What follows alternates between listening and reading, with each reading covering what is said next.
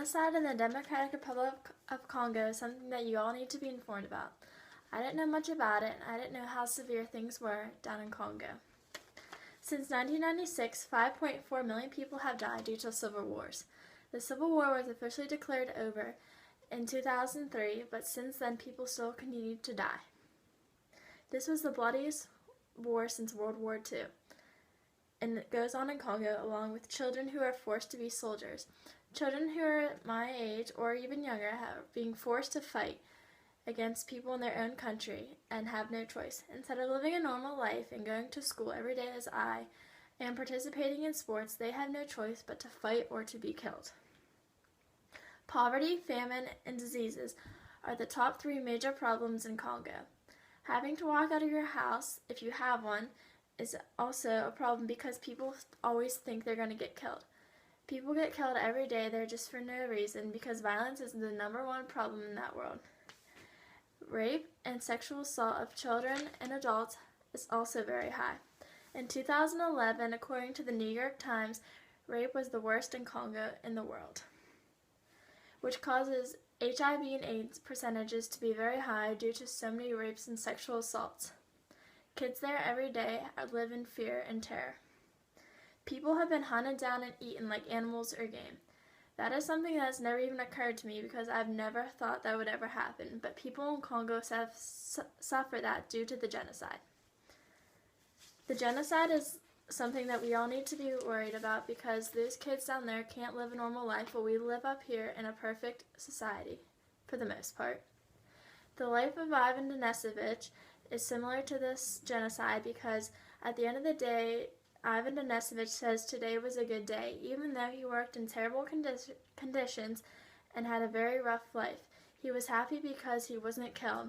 Along with the kids in Congo, those kids lay down at night and think today was a good day because they did not die and they lived to see another day. Many people throughout the world today are unaware of all the terrible events that are currently taking place in the Democratic Republic of Congo. Some may know it as the rape capital of the world, while others may have never heard of it before. Rape is currently one of the country's major problems, as the UN Population Fund states that 8,000 women were raped there last year. This is a terrible thought, as the women in the United States rarely even have to think about rape, and it hardly even crosses our minds in this life today.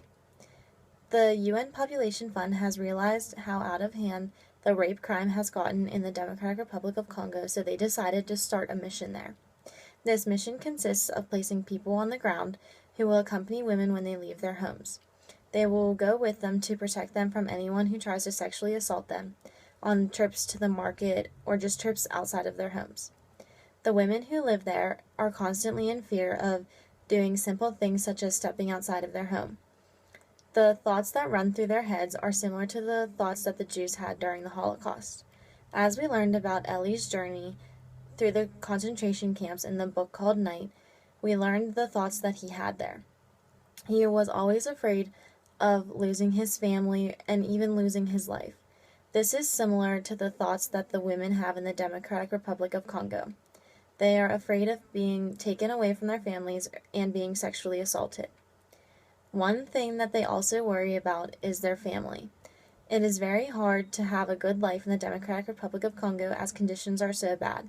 This is similar to the Jews in the Holocaust and similar to the feelings that Ellie had. His father was often the only strength he had to keep going and to keep living his life. He oftentimes wanted to give up, but he would think about his father and that would be enough to keep him motivated. This is also a tactic that the women in the Democratic Republic of Congo use to get through their fear of being sexually assaulted. They think about their family and all that needs to be done for them, and it helps them get through the day. Also in the Democratic Republic of Congo, one of the major problems is killing of innocent people. They are often dying from violence outbreaks and even poverty, as Paige mentioned before. The people who are innocently killed are just like the Jews who were innocently killed during the Holocaust. Many Jews witnessed the death of others, including their friends and family, while they were in these concentration camps. As we read, Ellie witnessed the deaths of many people, ranging from young children to grown men and women. This is a terrible thought, and it continues to be a problem in the Democratic Republic of Congo. The children who live in the Democratic Republic of Congo are also being used as soldiers in the armies there, as Paige mentioned before. This is similar to the children in the Holocaust, as they were placed in the camps and being told what to do and when to do it. The children who were in the armies in the Democratic Republic of Congo are also living with the same things. They are often being told what to do, how to do it, and are being taught how to be a part of the army. This is a terrible thing, as many other problems are still happening in the Democratic Republic of Congo today. For many of you, it is the first time that you have ever heard about these problems, and this is not okay. We need to help spread the word of all the terrible things that are going on in this country so we can help put a stop to them. In the genocide of the Democratic Republic of Congo, there are many crimes against humanity and war. Crimes against civilian populations, including murder and use of child soldiers and forced displacement. The two main crimes in the Democratic Republic of Congo are rape and sexual slavery. Africa's First World War has claimed 4 million lives and subjected countless civilians to displacement, rape, abduction, and torture. According to the Enough Project, rape as a weapon of war in Congo exists on a scale seen nowhere else in the world. This is awful for every person in that country.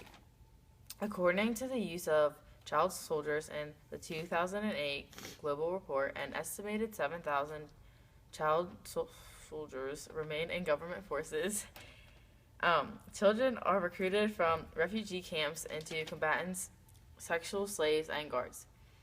The International Rescue Committee estimated in January 2008 that 5.4 million people have died from war-related symptoms like malaria, pneumonia, and malnutrition. As many as 45,000 people die every month from those. Many people drink, bathe, wash their clothes, and defecate in the same river. Most water that is accessible to the population carries excessive amounts of diseases. Only 14% of the population has access to safe drinking water.